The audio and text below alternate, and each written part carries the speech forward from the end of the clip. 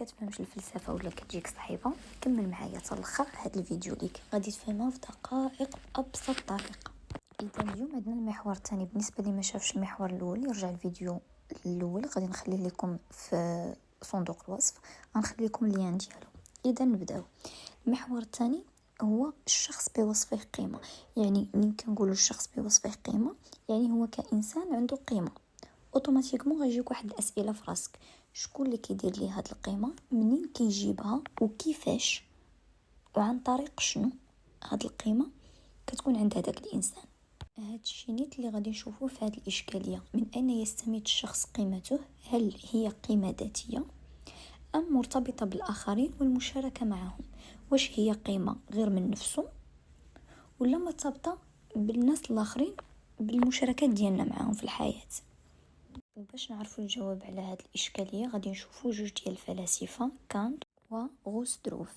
اذا هنايا نقراو الموقف ديال كانت. هو الاول عندنا: يعتبر كانت ان قيمه الشخص قيمه ذاتيه مطلقه مبنيه على الكرامه. الكرامه درت لكم اونتر بارونتيز هي قيمه اخلاقيه التي لا تقدر بثمن، وهو كذات عاقله تكمن القيمه ديالو في كرامته ذاته، ويجب على الشخص ان يحترم هذه الكرامه في شخصه وفي اشخاص اخرين. بمعنى أن قيمة الشخص هي قيمة ذاتية، يعني الشخص كيدير راسو قيمة من ذاته لأنه عنده كرامة. يعني هو كشخص عنده كرامة وواعي، هو عنده قيمة، ما محتاج حتى شي حاجة أخرى. حاجة أخرى بمعنى أنه ما محتاج يخدم الآخرين عاد تكون عنده منفعة، ما محتاج يقدم شي خدمة يخدم بها الناس عاد باش تكون عنده قيمة. يعني هو القيمة ديالو هو كإنسان عاقل عنده كرامة، واللي هي قيمة لا تقدر بثمن لأنها قيمة أخلاقية كيتميز بها الإنسان على باقي الكائنات الأخرى.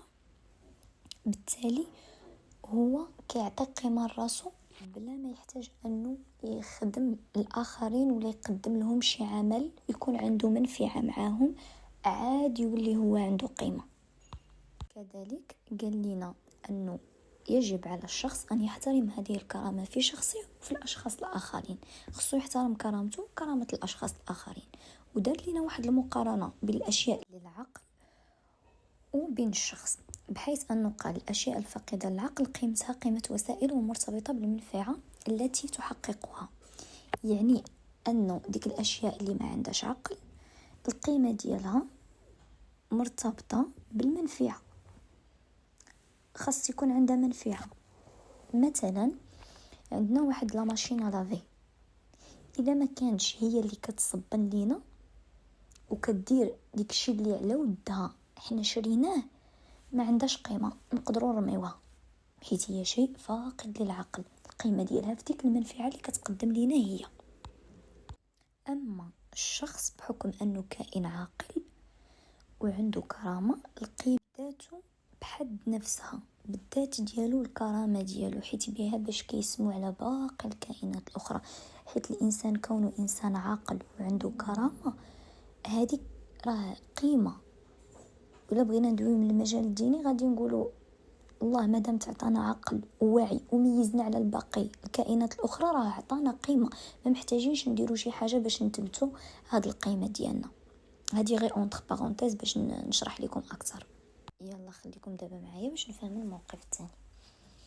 الموقف الثاني ديال غوستروف قال لك: كيستمد الشخص القيمه ديالو عن طريق الانفتاح على الاخرين والمشاركه الاجتماعيه وليس بالعزله والانغلاق. بحيث انه كيقول: لا يدرك الشخص الاخلاقي بانه موجود الا بالمشاركه.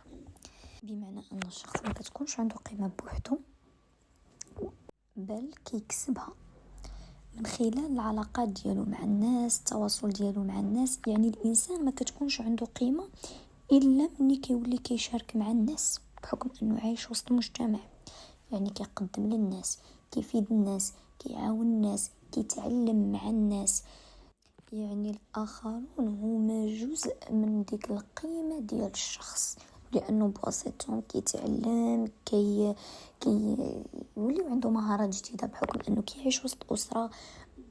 ومني كيولي كيتواصل معاهم وكيخدمهم كتولي عنده قيمه، لانه اكيد اي واحد كيخدم داخل المجتمع. كيكون عنده مثلا واحد المهنة معينة، ديك المهنة كدير ليه قيمة، التواصل مع الناس كيدير ليه قيمة.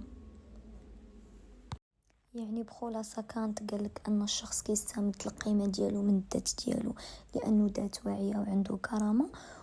وغوسترو في العكس ديالو قالك الشخص كتولي عنده قيمة بالمشاركة والتواصل مع الآخرين، يعني ملي كيولي كيتواصل وكيشارك مع الآخرين داخل المجتمع أو بحكم أنه داخل المجتمع. الحصة الجاية إن شاء الله غادي نشوفوا المحور الثالث. ما تنساوش ديروا ابوني لاشين باش اي حاجه حطيتها توصل لكم. وبالنسبه للملخصات ان شاء الله غادي نخدموهم مستقبلا، انا نفسر لكم بعدا بعمق كل محور شنو، ومن بعد غادي ندير ملخصات اون بغيف ديال كل مجزوءه فيديو نجمع فيه مجزوءه كامله باذن الله.